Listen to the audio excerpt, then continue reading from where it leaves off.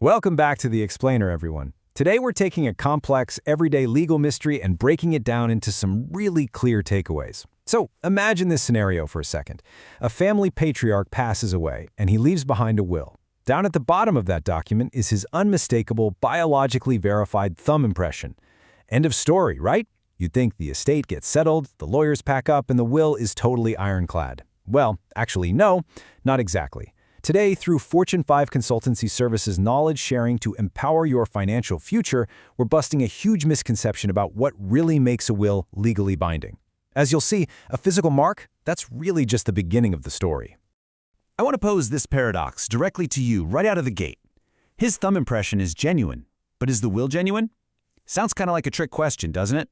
I mean, if a forensic expert looks at a document and says, yep, that is absolutely this person's thumbprint for sure, our first instinct is to assume the whole document is the absolute truth. We've all seen the movies where the fingerprint is the smoking gun that solves the entire case. But in the eyes of the law, a biological match does not automatically equal a legally binding document. To get why that is, we've got to play Mythbuster for a minute and pull apart two incredibly important legal concepts. Okay, let's dive into this. It's all about separating two major ideas: execution on one side and validity on the other.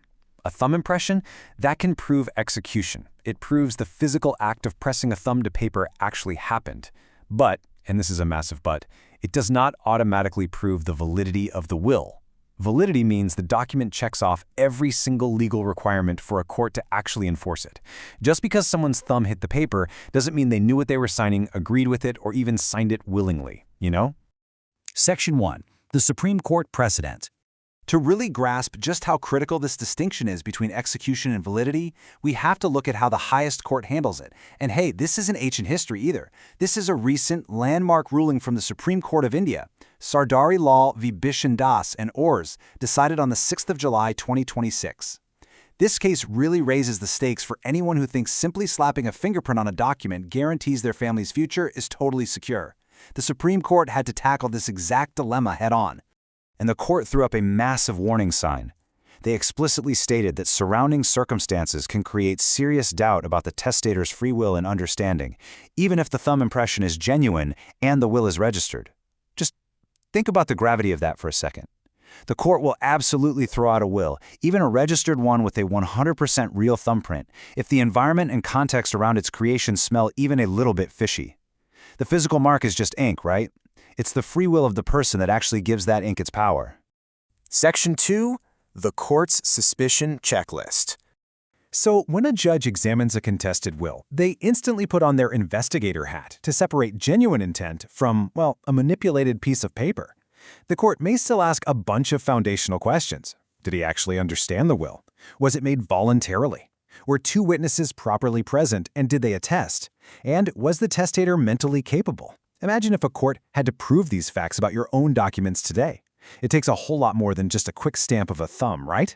And if those baseline questions aren't enough to clear things up, the court starts hunting for glaring red flags. They'll ask things like, was there any undue influence or coercion? Any suspicious circumstances around its execution? Oh, and here's a huge one. Why was a thumb impression used instead of a signature?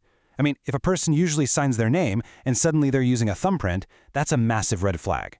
And crucially, why were natural heirs excluded without a clear, convincing reason written into the document?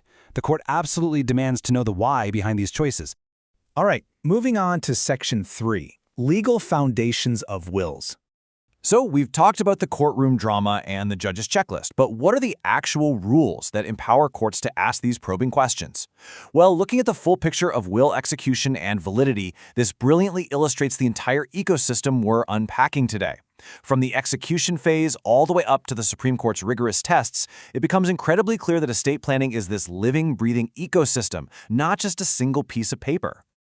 Just to keep things crystal clear on the legal side, let's look at these two foundational provisions. Section 63 of the Indian Succession Act allows the testator to sign or affix his mark. So yes, a thumbprint is absolutely legally permitted.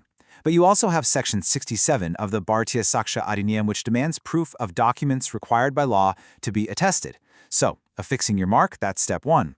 Legally proving that the witness attestation happened correctly, that is a mandatory step 2. Which brings us to Section 4, Empower Your Financial Future.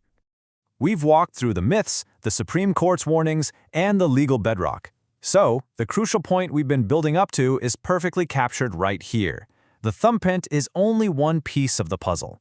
It's like a giant puzzle, right? With just one piece in place, it might look interesting, but it doesn't give you the full picture, and it definitely won't hold together if you try to frame it.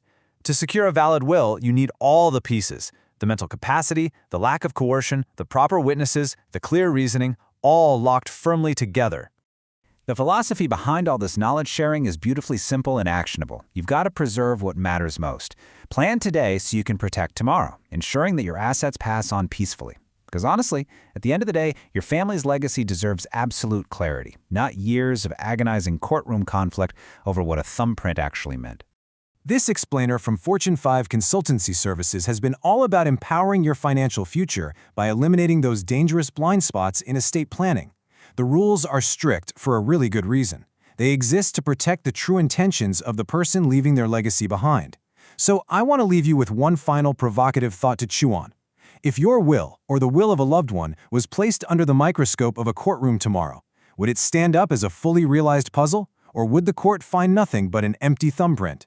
Thanks so much for joining me on this explainer, and I'll catch you on the next one.